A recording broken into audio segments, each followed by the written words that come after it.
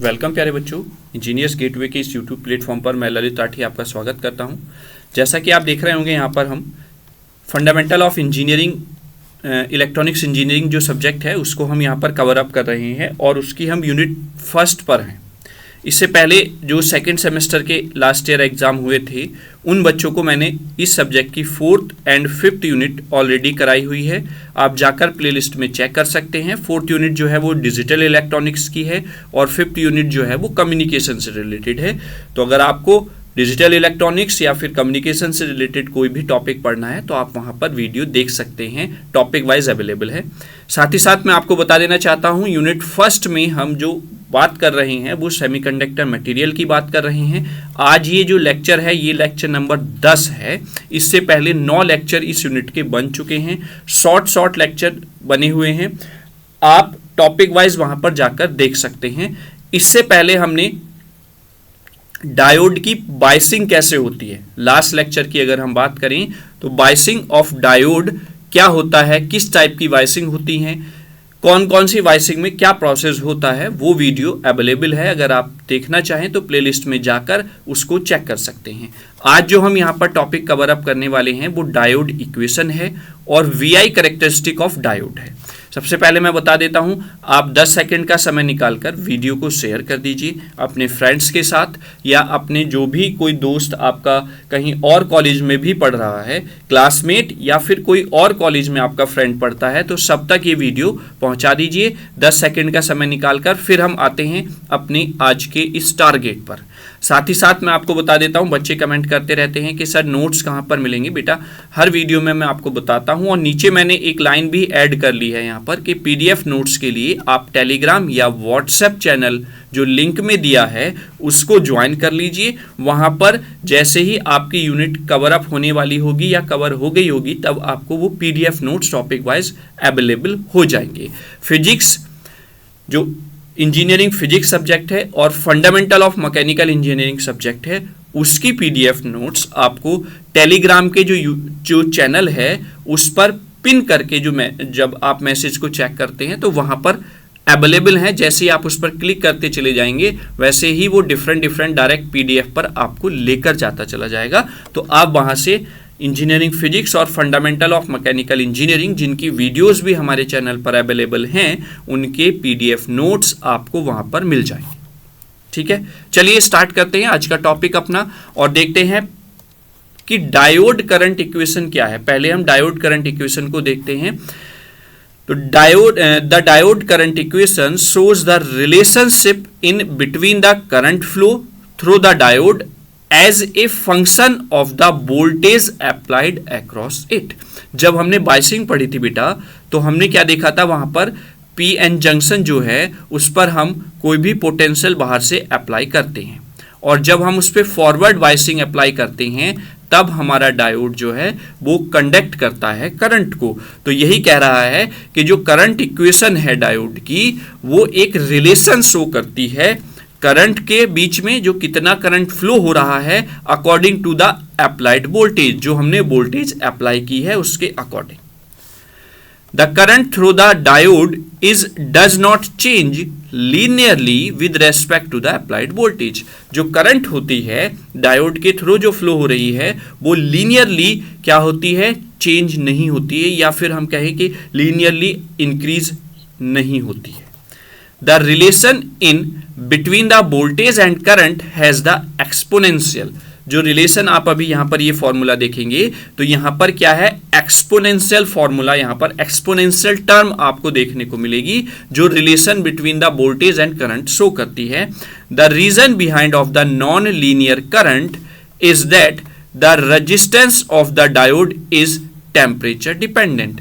जो रीजन है non linear flow of current का वो ये है कि जो रेजिस्टेंस ऑफ डायोड है वो टेम्परेचर डिपेंडेंस होता है, टेम्परेचर पर डिपेंड करता है। क्योंकि आपको पता है रजिस्टर क्या होता है, फ्लो ऑफ करंट को क्या करता है, अपोज करता है। तो इसलिए कहीं ना कहीं डायोड का भी एक रेजिस्टेंस होता है। इसलिए डायोड का जो रेजिस्टेंस है वो टेम्परेचर डिपेंडेंट होने के कारण ये लीनियर नहीं आती है, non linear flow of current आपको वहां पर देखने को मिलता है। When the temperature increases, the diode current is increases, जैसे जैसे आप टेम्परेचर बढ़ाते हैं वैसे वैसे डायोड की करंट इंक्रीज होती है। अब टेम्परेचर का क्या इफेक्ट पड़ता है सेमीकंडक्टर पर, वो मैंने बहुत बेहतर तरीके से एक वीडियो में आपको बताया हुआ है, आप वो वीडियो जाकर चेक कीजिए। उस पर कुछ फैक्टर्स हैं, कुछ पॉइंट्स हैं जो मैंने एक्सप्लेन किए। मैंने बस डायरेक्टली एक लाइन में ये नहीं बता दिया है कि टेम्परेचर इंक्रीज करने से डायोड की करंट इंक्रीज हो जाएगी या टेम्परेचर डिक्रीज करेंगे तो डायोड की करंट डिक्रीज होगी, नहीं। उसमें जो पॉइंट्स होते हैं वो पॉइंट्स वाइज मैंने आपको एक्सप्लेन किया है कि टेम्परेचर इंक्रीज या डिक्रीज होने से क्या क्या फैक्टर्स अफेक्ट होंगी, जिस वजह से फ्लो ऑफ करंट चेंज होता है। The mathematically the diode current equation can be expressed as, जो मैथमेटिकली अगर हम डायोड करंट को एक्सप्रेस करें तो that's the I equals to I naught e to the power q V upon, ये है eta naught n, it's called the eta k T minus 1। ये आपकी डायोड करंट इक्वेशन कहलाती है। अब ये क्या है, इसमें ये टर्म्स क्या क्या हैं वो हम आगे देखते हैं। कलर चेंज कर लें, ठीक है। तो यहां पर जो ये I है ये क्या है, डायोड करंट है जो हमें डायोड की करंट बताएगा। I not is the dark saturation current. जब आपको मैंने बाइसिंग पढ़ाया था तो उसमें रिवर्स बाइसिंग मैंने एक वर्ड आपको बताया था या एक टाइप ऑफ बाइसिंग मैंने बताई थी, तो वहां पर मैंने इस करंट का या इस टाइप ऑफ करंट का जिक्र किया था। तो I नॉट है डार्क सैचुरेशन करंट। वहीं पर Q क्या है, चार्ज ऑन द इलेक्ट्रॉन है, क्योंकि फ्लो ऑफ इलेक्ट्रॉन से ही करंट का फ्लो होता है, तो इस वजह से Q क्या है, चार्ज ऑन द इलेक्ट्रॉन आ जाएगा। V जो है voltage applied across the diode, जो वोल्टेज हमने अप्लाई की है डायोड के अक्रॉस वो हो जाएगी V। ईटा क्या है, एक्सपोनेंशियल आइडियली फैक्टर है जो डिपेंड करता है अलग अलग मटेरियल्स के लिए, इसकी वैल्यू अलग अलग रहती है, ठीक है। K क्या है, बोल्ट्जमैन कांस्टेंट है जो इक्वल होता है, फॉर्मूला जो वैल्यू होती है वो सबको पता है, 1.38 into 10 to the power -23 joule per kelvin. Is that clear. और T है is absolute temperature in the kelvin. Is that clear. तो आई होप जो डायोड की करंट इक्वेशन है वो आपको क्लियर हुई होगी, और इसमें जो टर्म्स यहां पर यूज हुई हैं सारी वो भी आपको बहुत अच्छे से समझ में आ गई होंगी कि कौन सी टर्म क्या शो करती है, क्या इंडिकेट कर रही है यहां पर। Is that clear. I hope यहां तक आपको सारी चीजें क्लियर हुई होंगी। आगे चलते हैं, उससे पहले कलर चेंज कर लिया हमने। तो इन diode current equation the two parameters require to be discuss in the quite detail, यानी कि डायोड की जो करंट इक्वेशन है उसमें दो पैरामीटर्स ऐसे हैं जिनको डिस्कस करना जरूरी है, तभी आपको डायोड इक्वेशन और अच्छे से समझ में आ सकती है। तो these parameters are given below. First one is the dark saturation current, जिसका जिक्र मैंने अभी आपको किया था, और एक्सपोनेंशियल आइडियलिटी फैक्टर्स जिसको हम ईटा बोलते हैं। तो चलिए स्टार्ट करते हैं। डार्क सैचुरेशन करंट फैक्टर जो है वो क्या होता है, When the diode is in the reverse bias, जब डायोड को हम रिवर्स बायस में कनेक्ट करते हैं, the current flow through the diode is called the reverse saturation current. Means that जब आपका जो ये पीएन जंक्शन डायोड है, एक तरफ P है और एक तरफ N है, चूंकि हमें पता है P टर्मिनल जो होता है वो पॉजिटिव होता है और N टर्मिनल जो निगेटिव होता है, तो जब हम इसको बैटरी से कनेक्ट करते हैं तो अगर ये पॉजिटिव टर्मिनल हमने निगेटिव से कनेक्ट कर दिया और निगेटिव टर्मिनल डायोड का पॉजिटिव से कनेक्ट कर दिया तो it is goes in the reverse bias. और जब ये रिवर्स बायस में चली जाती है तो इसमें एक बहुत ही कम मात्रा में फ्लो ऑफ करंट होता है जिसको हम रिवर्स सैचुरेशन करंट कहते हैं। आगे बहुत तेज करंट फ्लो होता है जो आपके सर्किट को डैमेज कर सकता है, वो अलग है, लेकिन स्टार्टिंग में जो फ्लो ऑफ करंट होगा बहुत कम, वो रिवर्स सैचुरेशन करंट कहलाएगा। The reason behind of flow of reverse current is due to the minority carrier. इसके पीछे जो कारण है वो केवल और केवल है माइनॉरिटी कैरियर्स की प्रेजेंस होना, पी टाइप में हो या एन टाइप में हो। Is that clear. The range of this current in the micro ampere और नैनो एम्पियर, यानी कि इस करंट की जो रेंज होती है वो माइक्रो एम्पियर में होगी या नैनो एम्पियर में होगी। It is an important parameter of a diode characteristic and indicates the amount of recombination which occurs with in it. यानी कि ये क्या है, एक इंपॉर्टेंट पैरामीटर है डायोड की कैरेक्टरिस्टिक्स को समझने के लिए, और ये इंडिकेट करता है कि कितना अमाउंट ऑफ जो हमारे चार्जेस हैं उनका रिकॉम्बिनेशन हो रहा है। The value of I not will be high when the recombination rate is high, यानी कि जितने ज्यादा इलेक्ट्रॉन्स होल का रिकॉम्बिनेशन होगा उतनी ही ज्यादा फ्लो ऑफ करंट होगी, ऑब्वियसली बात है, एंड वाइस वर्सा। और यही प्रोसेस अगर उल्टा हो रहा है, मतलब जितना रिकॉम्बिनेशन कम होगा उतना ही फ्लो ऑफ करंट कम हो जाएगा। आगे, the dark saturation current is directly proportional to the absolute temperature. जो डार्क करंट होती है, डार्क सैचुरेशन करंट होती है, वो डायरेक्टली प्रोपोर्शनल होती है एब्सोल्यूट टेम्परेचर की। अब और अच्छे से आपको क्लियर हो गया होगा कि ये जो डार्क करंट है, डार्क सैचुरेशन करंट है, ये टेम्परेचर जो है उससे डायरेक्टली अफेक्ट होती है, and inversely proportional to the material quality. जो मटेरियल की क्वालिटी है उसका इनवर्सली प्रोपोर्शनल होती है। Is that clear? तो I hope dark saturation current जो एक फैक्टर है, एक पैरामीटर है डायोड की जो करंट इक्वेशन है, उसमें आपको क्लियर हुआ होगा। चलिए आगे चलते हैं। आगे है आपका next parameter exponential identity factor, जिसको हम ईटा बोल रहे हैं। अब ये क्या है इसको समझते हैं। The exponential identical factor is the nearness of the ideal diode, यानी कि ये बताता है कि आपका जो प्रैक्टिकल डायोड है, अभी हम आगे पढ़ेंगे difference between the ideal diode and practical diode, उसके डिफरेंट पैरामीटर्स पर हम उसको कंपेयर करेंगे, तो तब आपको और अच्छे से क्लियर होगा। वैसे अगर मैं बताऊं, अगर आप जैसे बोलते हैं कि मेरे आइडियल वो हैं, किसी व्यक्ति का आप नाम बताते हैं, तो कहने का मतलब ये है कि आपके अंदर जो क्वालिटी है उससे कहीं ज्यादा क्वालिटी उस बंदे के पास है, तो दैट मीन्स उसको आइडियल बोल दिया जाता है आपका। तो ऐसे ही आइडियल डायोड एक परफेक्ट टाइप ऑफ डायोड है जिसकी कैरेक्टरिस्टिक्स बिल्कुल एक्यूरेट और बिल्कुल फिक्स अमाउंट, कितनी वैल्यू पर कितनी करंट फ्लो होनी है, सारी चीजें एक्यूरेटली डिफाइन करता है, बताता है। जबकि प्रैक्टिकली क्या होता है, अगर आप कोई प्रैक्टिकल करते हैं तो उसमें आपको एग्जैक्ट वैल्यू जो उसकी आउटपुट मिलनी चाहिए वो नहीं मिलती है। तो वही चीज यहां पर बताई गई है कि एक्सपोनेंशियल आइडेंटिकल फैक्टर जो होता है वो नियरनेस ऑफ डायोड बताता है कि वो कितना आइडियल डायोड की तरह काम कर रहा है। How accurately the diode follow the ideal diode equation, यानी कि कितना एक्यूरेटली वो फॉलो कर रहा है आइडियल डायोड की इक्वेशन को। If the identical factor is 1, the diode is almost same as the ideal diode, यानी कि अगर आइडेंटिकल फैक्टर की वैल्यू 1 है तो उस टाइप का जो डायोड है वो अप्रोक्सीमेटली सिमिलर होता है आइडियल डायोड की। The identical factor is for the germanium is 1 diode and 2 silicon diode. ठीक है, नहीं ये कुछ शायद गड़बड़ लिख रहा है यहां पर। हाँ, 1 होता है सॉरी सिलिकॉन के लिए और 2 होता है जर्मेनियम के लिए। ऊपर 1 वाला डिस्कस हो गया है तो ये बाय मिस्टेक यहां पर हो गया है। तो ये जर्मेनियम के लिए होता है 2, इसको हम कट कर लेंगे यहां से ही, ये नहीं है, है ना, और इसको सिलिकॉन नहीं लिखेंगे, यहां पर ये होगा 2, यानी कि आइडेंटिकल जो फैक्टर है जर्मेनियम के लिए वो 2 होता है।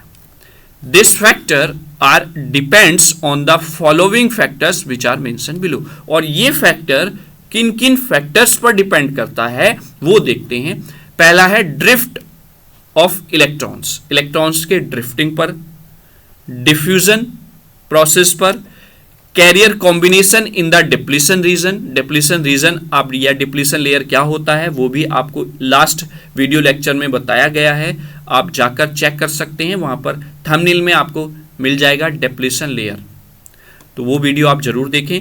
कैरियर कॉम्बिनेशन कितना हो रहा है डिप्लीशन लेयर पे, ये भी फैक्टर आपका आइडेंटियली फैक्टर जो होता है उसको क्या करता है, मतलब डिपेंड करता है या बताता है, उस पर डिपेंड करता है।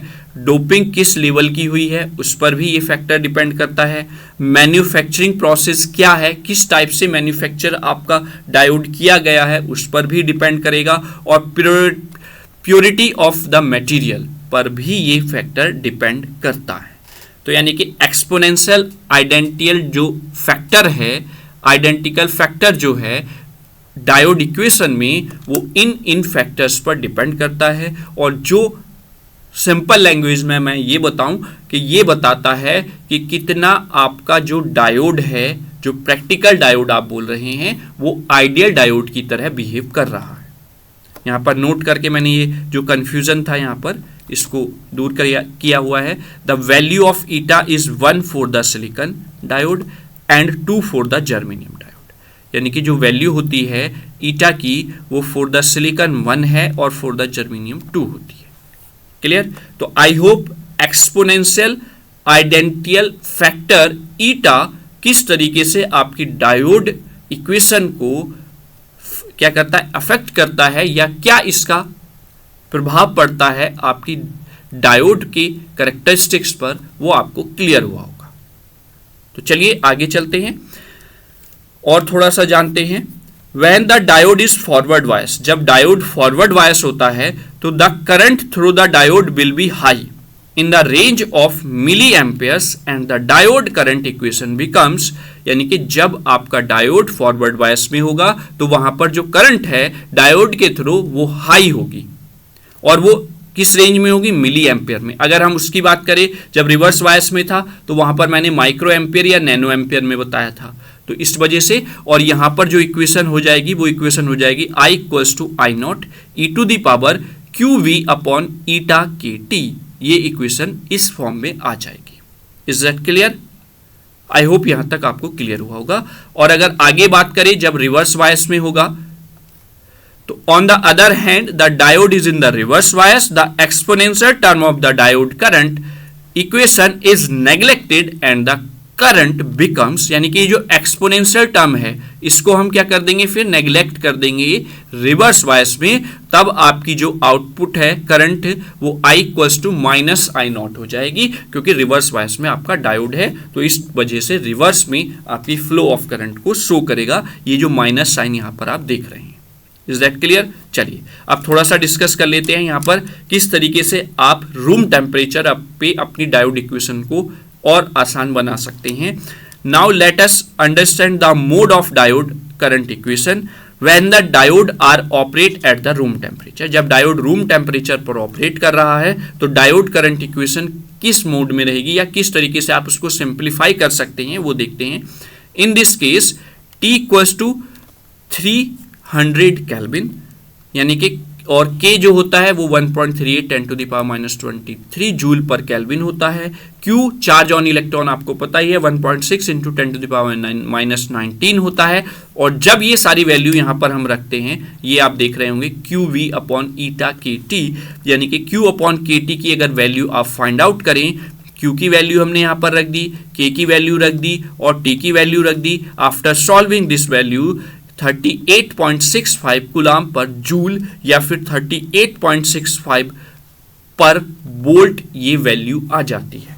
और जब इस टर्म की जगह पर ये वैल्यू आप पुट करते हैं तो इक्वेशन बन जाती है at the room temperature the diode equation becomes I equals to I naught, तो एज इट इज रहेगा, और E की power minus V upon 0.025 eta आपकी ये इक्वेशन बन जाएगी।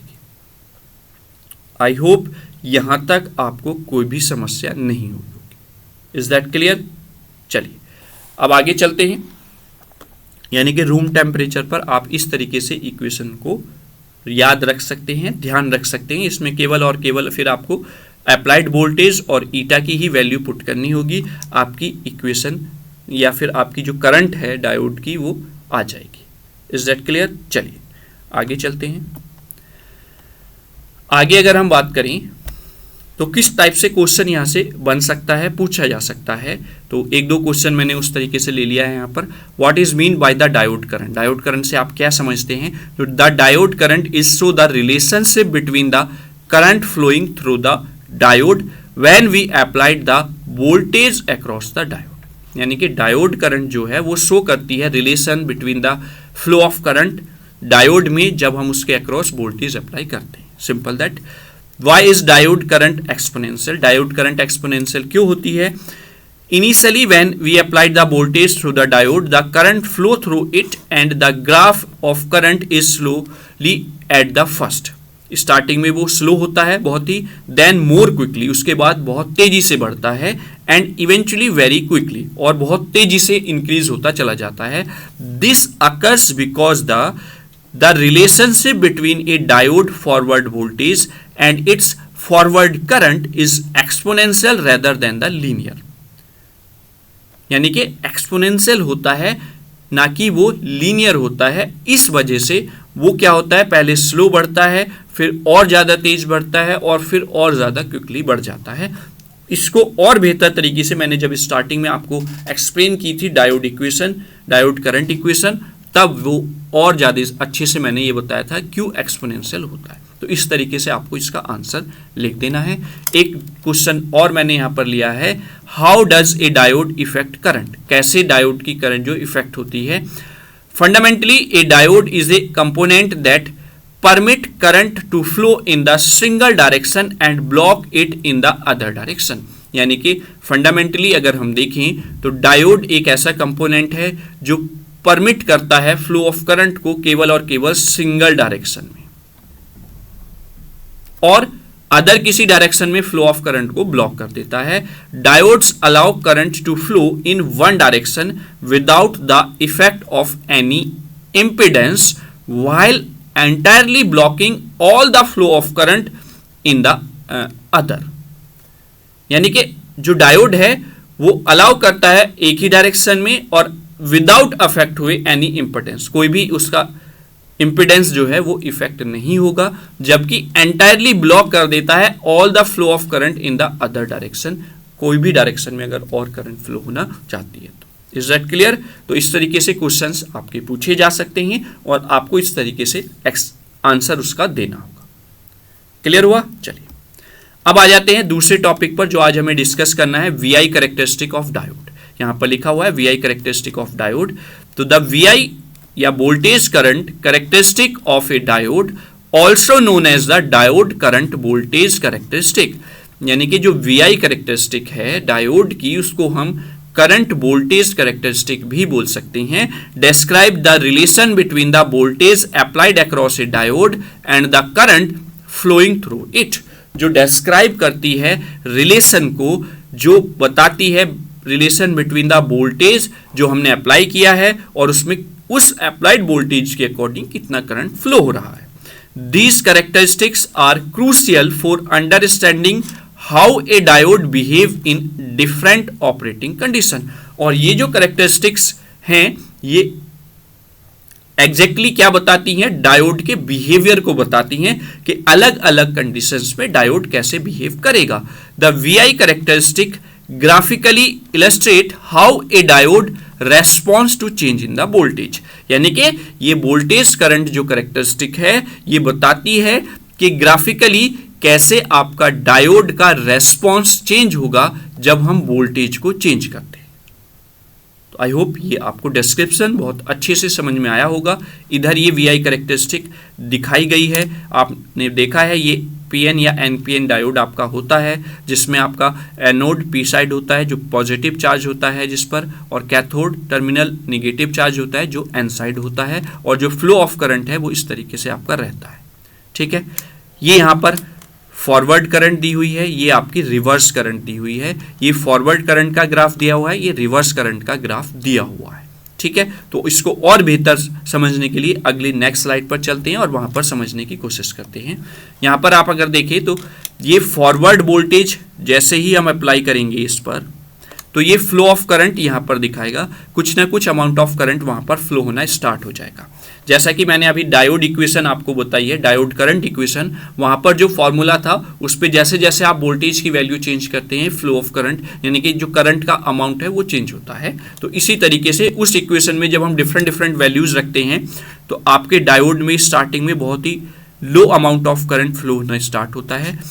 क्योंकि आपकी डायोड करंट इक्वेशन का जो नेचर है वो एक्सपोनेंशियल है, इस वजह से जैसे ही आप वोल्टेज बढ़ाते चले जाएंगे आपका जो फ्लो ऑफ करंट है वो बढ़ता चला जाएगा इस फॉर्म में, और एक्सपोनेंशियल फॉर्म में वो बढ़ेगा, यानी कि लीनियरली नहीं बढ़ता है. अब आप यहां पर देख रहे होंगे जैसे ही आपने वोल्टेज अप्लाई की, फ्लो ऑफ करंट बहुत स्लो हो रहा है और एक पॉइंट पर जाकर, जिसको हम नी पॉइंट बोलते हैं, वहां के बाद करंट का जो फ्लो है वो बहुत तेज गति से हुआ है। ठीक है, यानी कि आप ये कह सकते हैं कि जर्मेनियम के लिए ये जो नी पॉइंट है ये 0.3 वोल्ट होता है और सिलिकॉन के लिए जो नी पॉइंट है ये 0.7 वोल्ट होता है। ठीक है, जब मैंने आपका जो कंपैरिजन आपको बताया था सिलिकॉन वर्सेस जर्मेनियम में पहली वीडियो या फिर दूसरी वीडियो में, तो आपको मैंने ये चीज बताई थी कि 0.3 वोल्ट और 0.7 वोल्ट से क्या होता है कि जो जर्मेनियम है वो क्विकली आपका एक्टिव हो जाता है, यानी ऑन हो जाता है, कंडक्शन मोड में आ जाता है, जबकि सिलिकॉन उसके कंपैरिजन में थोड़े समय बाद कंडक्शन मोड में आता है। तो अगर मैं कहूं आपसे कि जहां पर हमें हाई स्विचिंग की एप्लीकेशन में नीड हो डायोड की, तो वहां पर आप जर्मेनियम टाइप के डायोड को यूज करते हैं, ना कि सिलिकॉन टाइप के। Is that clear? तो ये आपका फॉरवर्ड वाइस की जैसे जैसे आप वोल्टेज बढ़ा रहे हैं वैसे फॉरवर्ड वाइस में जो करंट फ्लो हो रहा है वो रिलेशन यहां पर हम ग्राफिकली रिप्रेजेंट कर देते हैं। वहीं पर अगर आप रिवर्स वाइस की बात करें तो जब रिवर्स वाइस में हम वोल्टेज अप्लाई करते हैं तो क्या होता है कि एक अमाउंट ऑफ करंट बहुत ही कम स्टार्ट होता है फ्लो होना, जिसको हम क्या बोलते हैं, रिवर्स या फिर डार्क सैचुरेशन करंट। ठीक है, ये बहुत ही कम अमाउंट आपका यहां पर फ्लो होता है। क्यों? क्योंकि जो डिप्लीशन लेयर होती है, आपने डिप्लीशन लेयर वाली वीडियो अगर देखी होगी तो डिप्लीशन लेयर जो होती है वो इस रिवर्स वायसिंग में क्या हो जाती है, बढ़ जाती है। अगर मैं आपको यहां पर दिखाऊं तो कुछ इस तरीके से रिवर्स वायसिंग आपकी बढ़ जाएगी, और जब रिवर्स वायसिंग बढ़ जाएगी, डिप्लीशन लेयर की विड्थ बढ़ जाएगी, तो वो फ्लो ऑफ करंट को प्रिवेंट करता है। लेकिन जैसे जैसे आप इस वोल्टेज को बढ़ाते ही चले जाएंगे तो एक सिचुएशन ऐसी आएगी कि आपका जो जंक्शन है वो क्या हो जाएगा, ब्रेक हो जाएगा। तो ये रिवर्स ब्रेकडाउन वोल्टेज आप उसको कहेंगे, जहां पर आपका जंक्शन ब्रेक हो जाता है और वहां उसके तुरंत बाद एक बहुत ही लार्ज अमाउंट ऑफ करंट वहां पर फ्लो होगा जो आपके सिस्टम को डैमेज कर देता है। ठीक है, तभी कहते हैं कि डायोड आपका केवल फॉरवर्ड वायसिंग में काम करता है। लेकिन अगर आपने टाइप्स ऑफ डायोड वाली वीडियो देखी होगी तो ऐसा नहीं है, अलग अलग एप्लीकेशंस में जहां जहां पर हमें जरूरत होती है वहां पर आप रिवर्स वायसिंग में भी अपने डायोड का यूज करते हैं। Is that clear? तो इसको हम जीनर ब्रेकडाउन या एवलांचे ब्रेकडाउन रीजन भी कहते हैं, जो ये रिवर्स ब्रेकडाउन वोल्टेज है।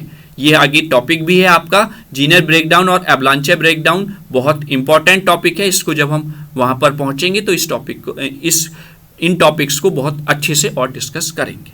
ठीक है, तो आई होप ये वी आई करेक्टरिस्टिक आप समझ गए होंगे। वी आई करेक्टरिस्टिक अगर मैं सीधी लैंग्वेज में बोलूं तो कुछ नहीं है, जैसे ही आप वी की वैल्यू कुछ पुट करते हैं, माना 2 पुट किया तो आई की वैल्यू माना 1 एम्पियर आई या मिली एम्पियर आई, तो इसको ही हम ग्राफिकली रिप्रेजेंट कर दें। जैसे ये 0 है, ये 1 है, ये 2 है, तो इस 2 पर जो करंट की वैल्यू है वो 1 है, यानी कि ये मिली एम्पियर का स्केल हमने लिया हुआ है। तो आप इस तरीके से इसको ऐसे दिखा सकते हैं, यहाँ पर ये इस तरीके से। तो बस यही जो रिप्रेजेंटेशन है यही वी आई करेक्टरिस्टिक में रिलेशन दिखाती है, बस ये आपका ग्राफ है।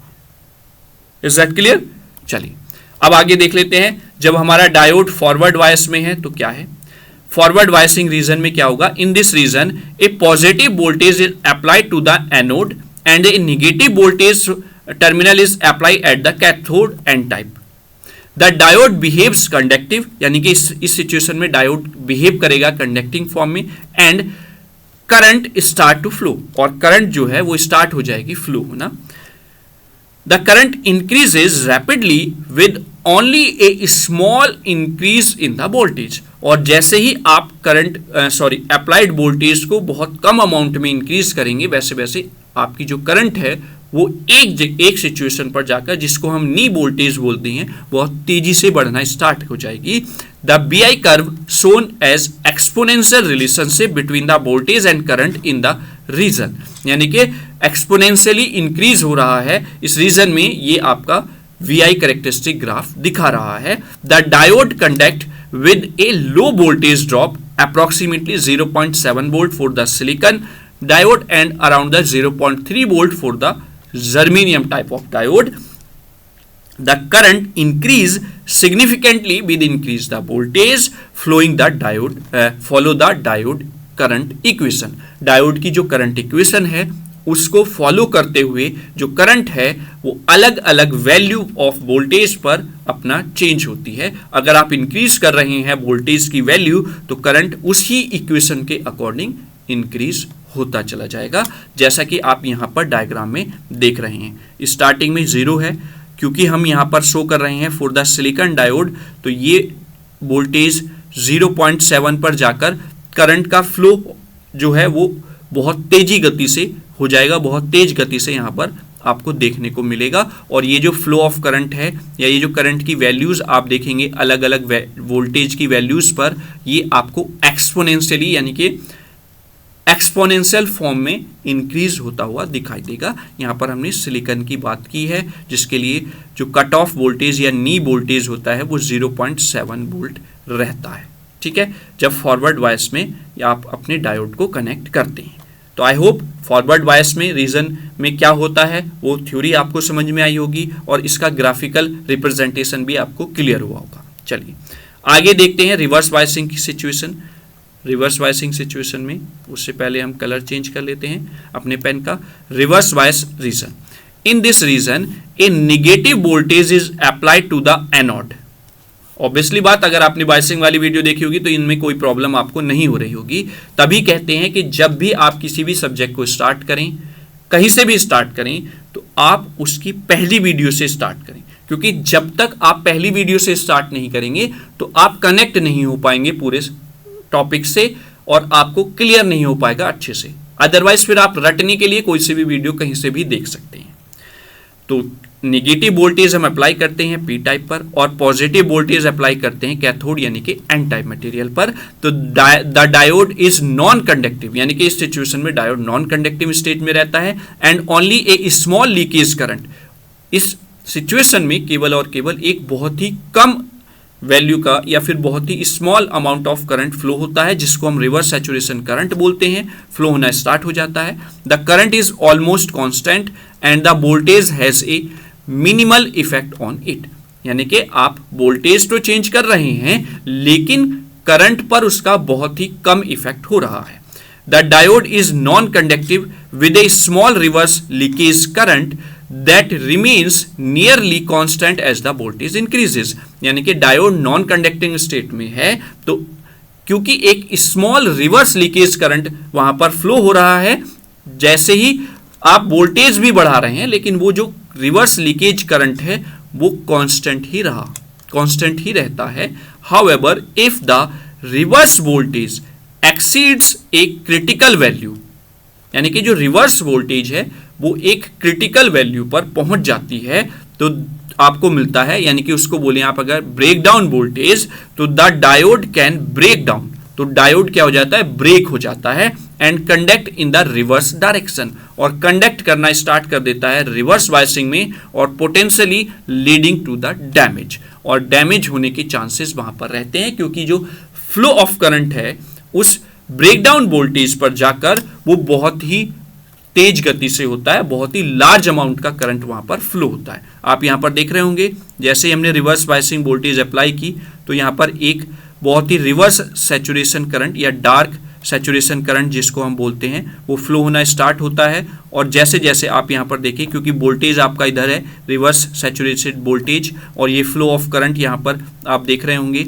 ये मिली एम्पियर में आप यहां पर मेजर इसको कर रहे हैं क्योंकि मिली एम्पियर स्केल हमने ऊपर फॉरवर्ड बायसिंग में लिया हुआ था तो इसलिए आप इसको मिली एम्पियर यहाँ पर दिखा रहे हैं, लेकिन अमाउंट जो है वो माइक्रो और नैनो एम्पियर में फ्लो ऑफ करंट होता है। उसी के कंपैरिजन में ये बहुत स्मॉल ग्राफ आपको मिलता है। अगर यहाँ पर हम इसको देख रहे हैं तो ये जूम किया हुआ है लेकिन बहुत ही स्मॉल अमाउंट ऑफ करंट आपको यहाँ पर फ्लो होता हुआ दिखाई देगा।